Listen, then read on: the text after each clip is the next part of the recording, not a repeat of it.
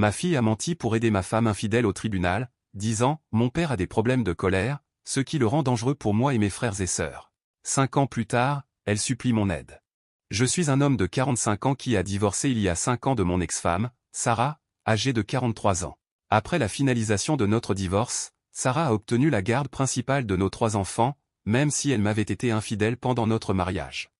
Je crois fermement, et je l'ai toujours cru depuis le début, qu'elle n'a lutté pour la garde complète que pour s'assurer de recevoir de moi des pensions alimentaires pour enfants.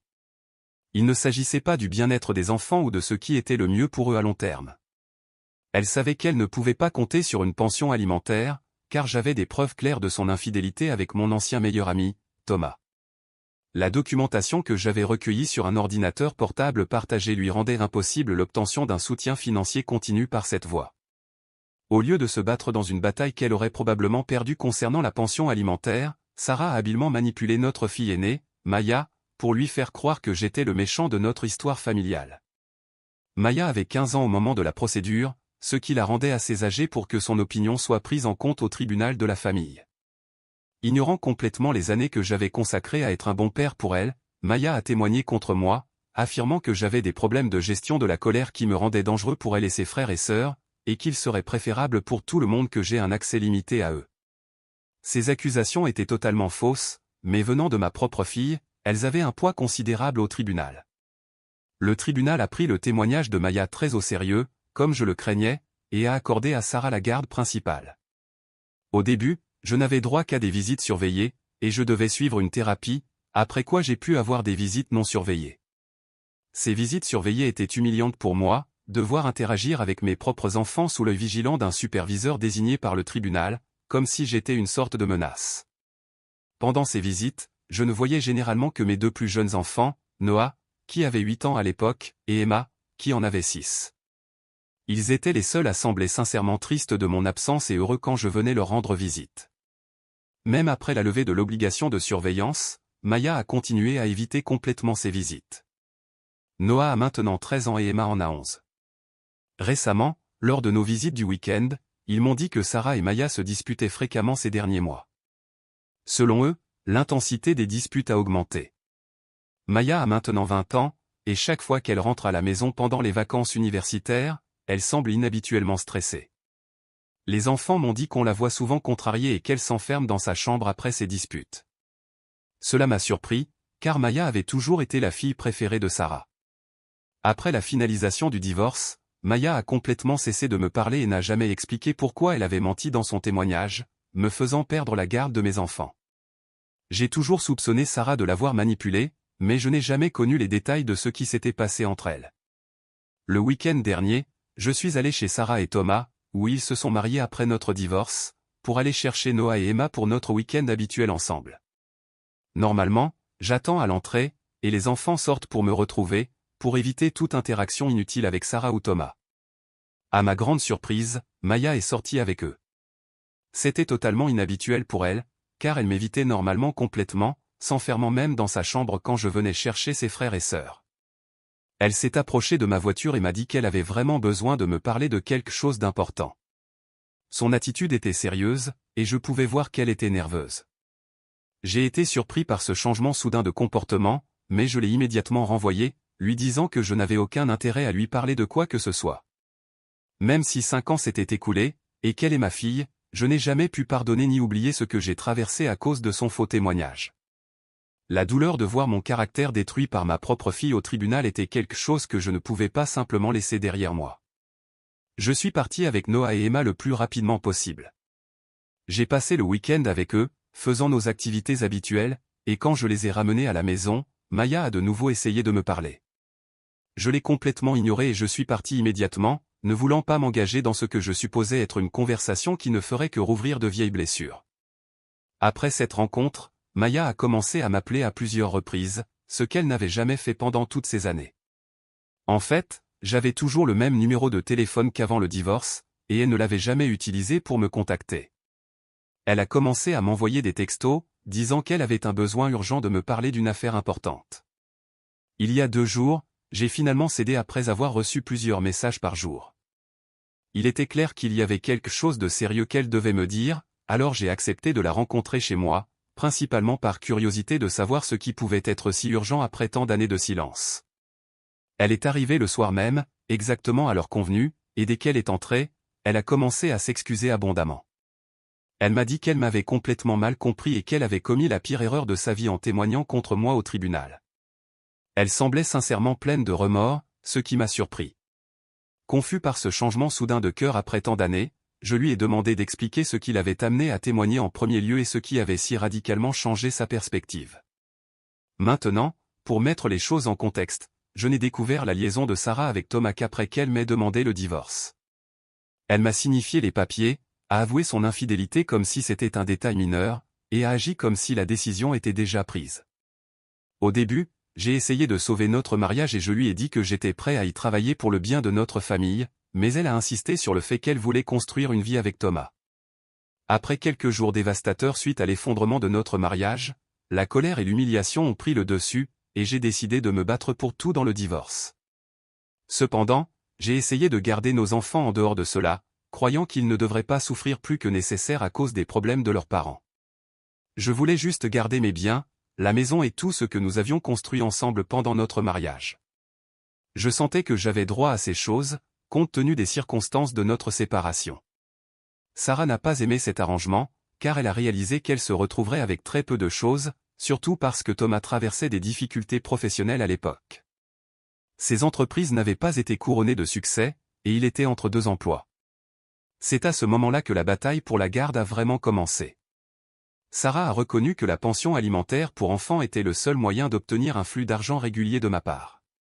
Comme nos plus jeunes enfants étaient trop jeunes pour influencer de manière significative la décision du tribunal, elle s'est concentrée sur la manipulation de Maya, lui mentant sur de nombreuses choses pour me faire passer pour le méchant de notre drame familial. Selon Maya, Sarah l'a convaincue que je l'avais forcée à abandonner ses études de médecine lorsqu'elle était tombée enceinte de Maya. C'était totalement faux. Sarah avait décidé d'arrêter ses études de médecine de son propre chef, jugeant le stress trop important pour elle pendant la grossesse. Elle a également dit à Maya que je l'avais poussée à être femme au foyer après la naissance de Maya et notre mariage, alors qu'en fait, c'était une décision mutuelle basée sur ce que nous pensions tous les deux être le mieux pour notre famille à l'époque. Sarah a également dit à Maya que je l'avais traitée comme si son seul but était d'avoir des enfants, exigeant qu'elle me donne au moins 3 enfants, et planifiant prétendument un 4e. Une autre fabrication complète. Nous voulions tous les deux des enfants, et chaque grossesse a été planifiée et convenue par nous deux. Sarah a convaincu Maya que je ne me souciais d'elle que lorsqu'elle était enceinte de mes enfants, mais que sinon, je ne montrais jamais aucun intérêt pour son bien-être ou ses rêves. Elle a affirmé que ce manque d'attention l'avait amenée à chercher du réconfort auprès de Thomas, qui, lui, montrait prétendument un réel intérêt pour elle en tant que personne, pas seulement en tant que mère. Elle a persuadé Maya que j'étais l'antagoniste de leur histoire d'amour, et que je prévoyais de spolier Sarah de tout ce qu'elle méritait dans le divorce. Elle lui a dit que la pension alimentaire pour enfants était le seul moyen d'obtenir quoi que ce soit de moi, me peignant comme quelqu'un qui la laisserait sans ressources par pure méchanceté. Maya a cru chaque mot sans poser de questions, simplement parce que cela venait de sa mère, avec qui elle avait toujours eu une relation étroite. Elle a donc témoigné contre moi, répétant les mensonges que sa mère lui avait racontés comme s'il s'agissait de faits établis. Thomas et Sarah l'ont également convaincu de couper tout contact avec ses grands-parents, car ils s'opposaient à ce que le couple avait fait, et ne voulaient pas que Maya apprenne la vérité sur moi par d'autres membres de la famille qui savaient ce qui s'était réellement passé. Elle ne les a jamais remis en question, acceptant complètement leur version des événements. Cependant, récemment, Maya a renoué avec ses grands-parents maternels après que sa grand-mère a subi une crise cardiaque. Sarah et Thomas ont été visiblement dérangés par ce rapprochement car mes anciens beaux-parents ont décidé de révéler de vieilles vérités à Maya. Ils l'ont encouragée à me parler directement pour découvrir la vérité par elle-même, au lieu de continuer à se fier à l'histoire biaisée qu'on lui avait racontée. Selon Maya, c'est de cela qu'elle et sa mère se disputaient depuis des mois, Sarah essayant d'empêcher Maya de me contacter, ce qui n'a fait qu'accroître les soupçons de Maya. À 20 ans, elle n'est plus aussi naïve qu'à 15 ans, et les tentatives désespérées de sa mère pour la tenir à l'écart de moi et de ses grands-parents ont commencé à paraître suspectes plutôt que protectrices.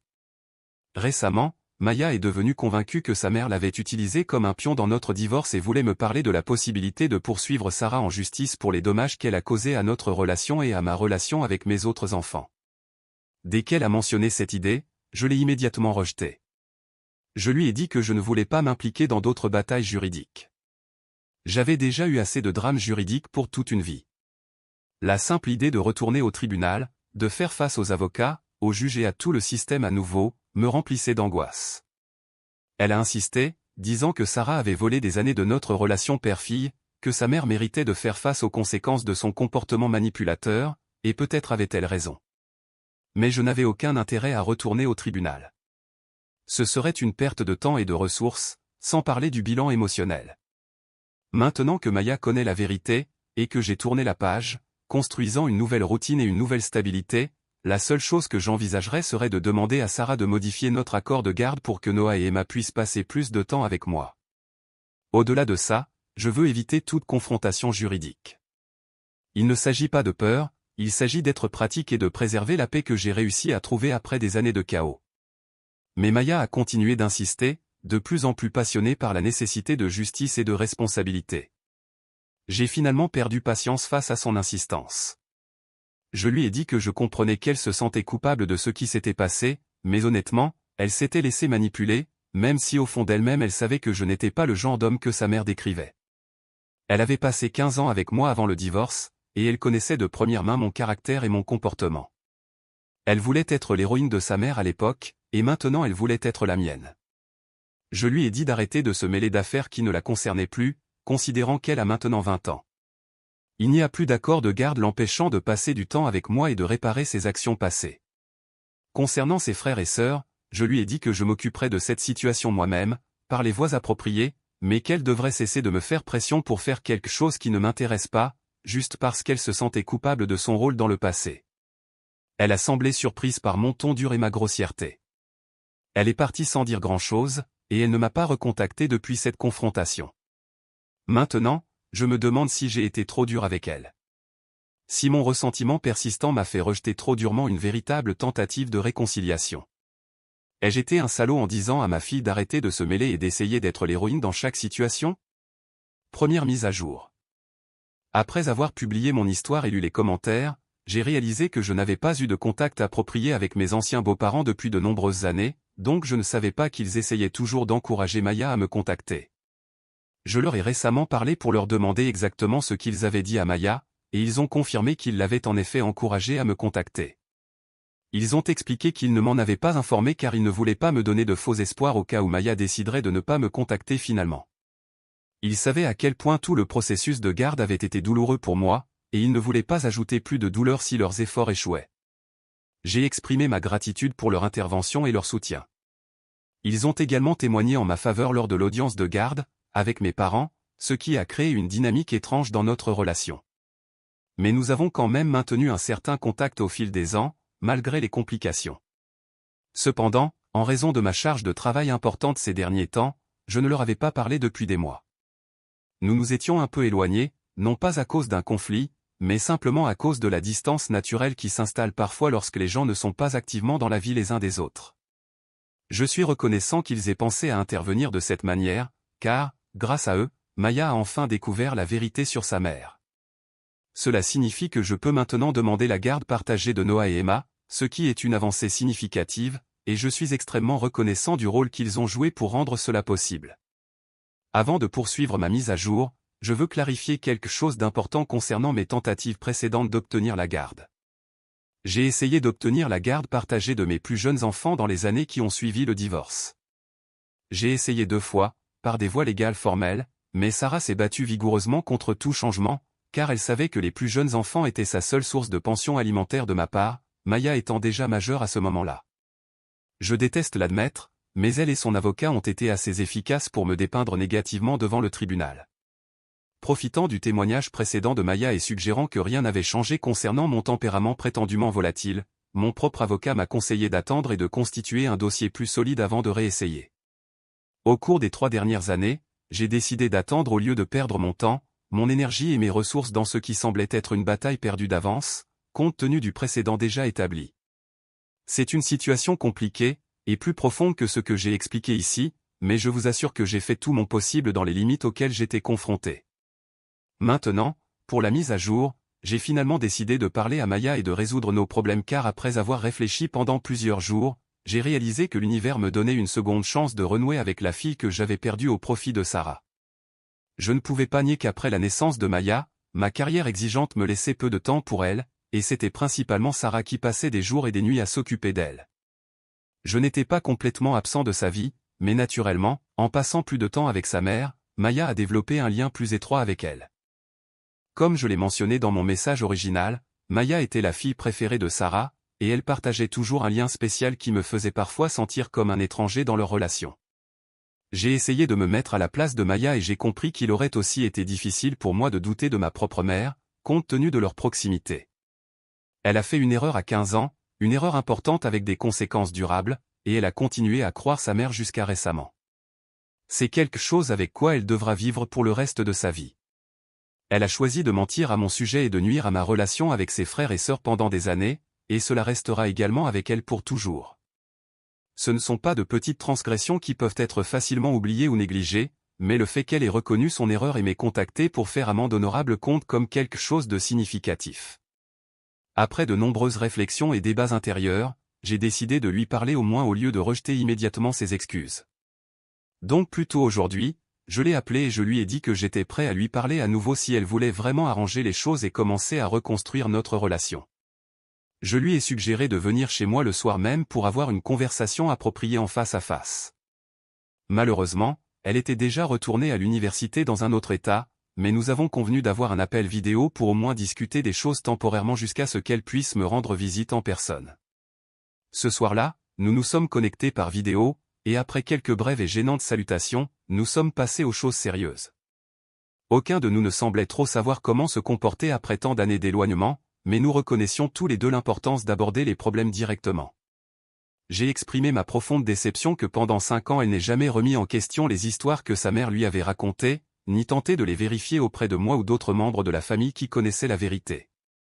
Je lui ai également dit que compte tenu de la façon dont je l'avais toujours traitée, avec amour, affection et respect depuis son enfance, il me semblait absurde qu'elle ait choisi de mentir en faveur de sa mère sans me donner aucune possibilité de me défendre.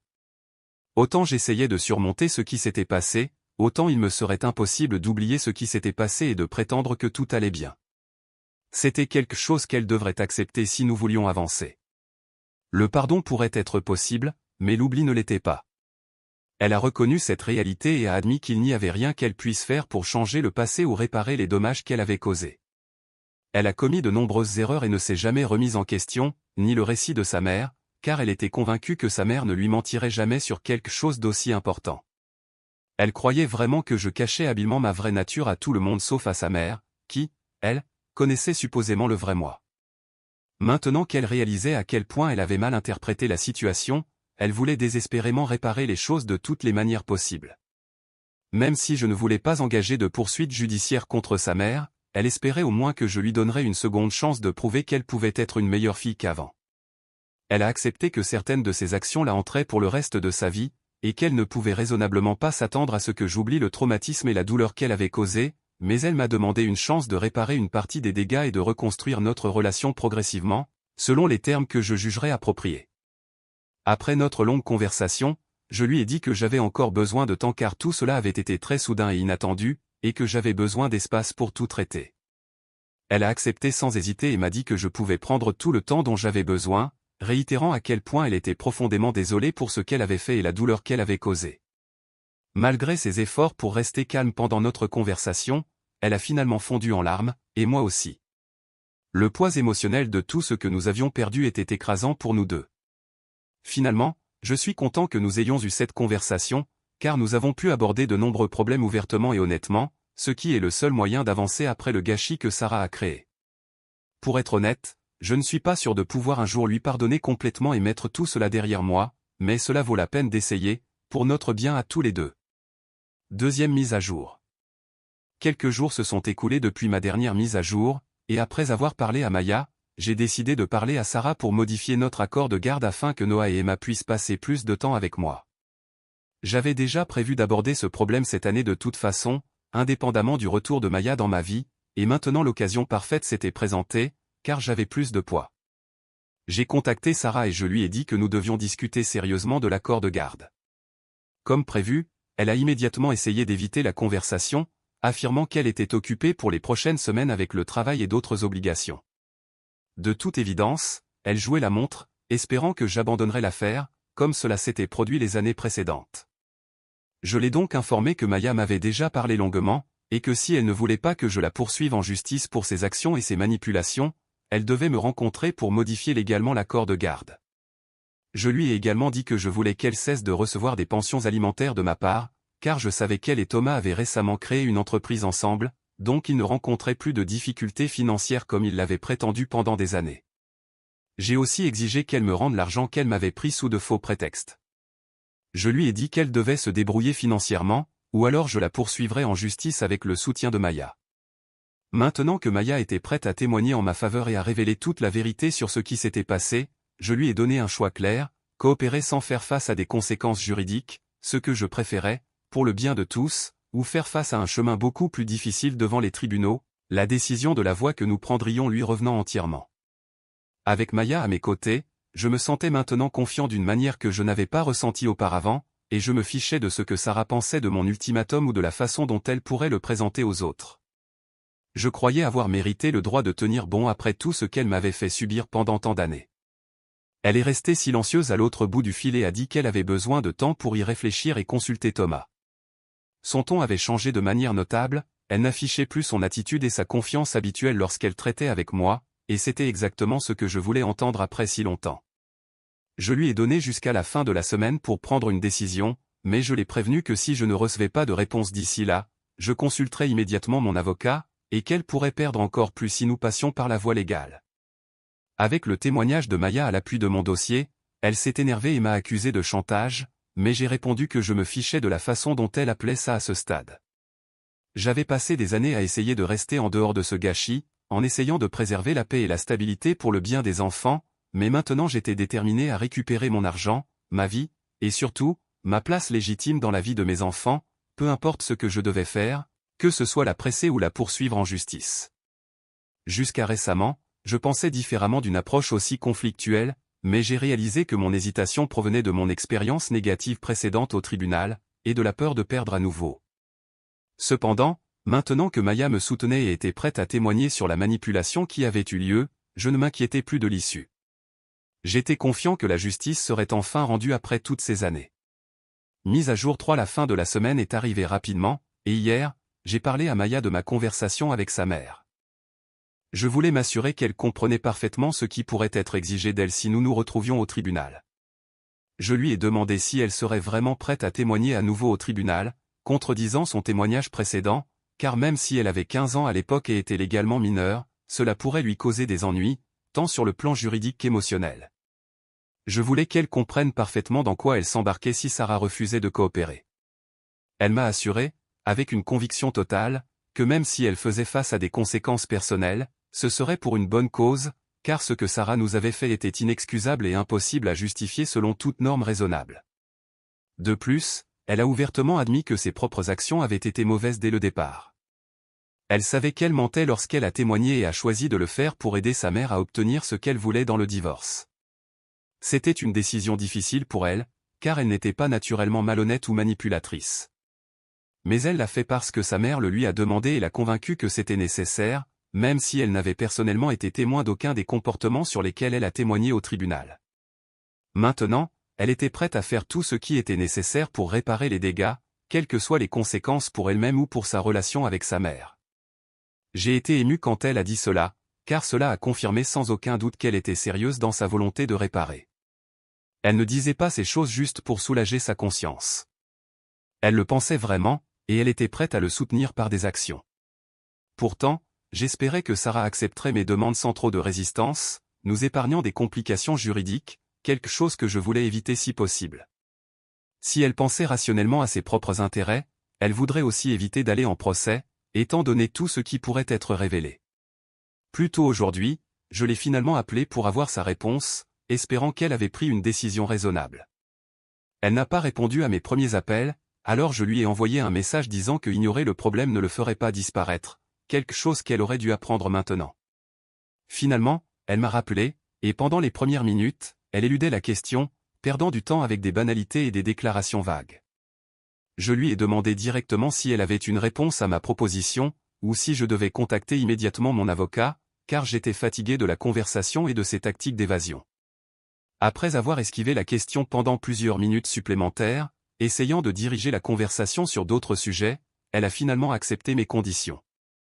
Sa seule demande était que nous gardions les avocats en dehors de toute l'affaire, et je lui ai dit que j'accepterais cette condition tant qu'elle s'assurerait que le premier paiement serait effectué dans le mois suivant. Je n'étais pas prêt à attendre indéfiniment qu'elle commence à réparer les choses. Elle a de nouveau essayé de négocier, affirmant qu'elle et Thomas venaient de lancer leur entreprise et avaient besoin de temps pour qu'elle devienne rentable avant de pouvoir commencer à me payer. Mais je n'étais pas intéressé par ses excuses ou sa situation financière. Je lui avais donné assez de temps au fil des ans pour faire ce qu'il fallait.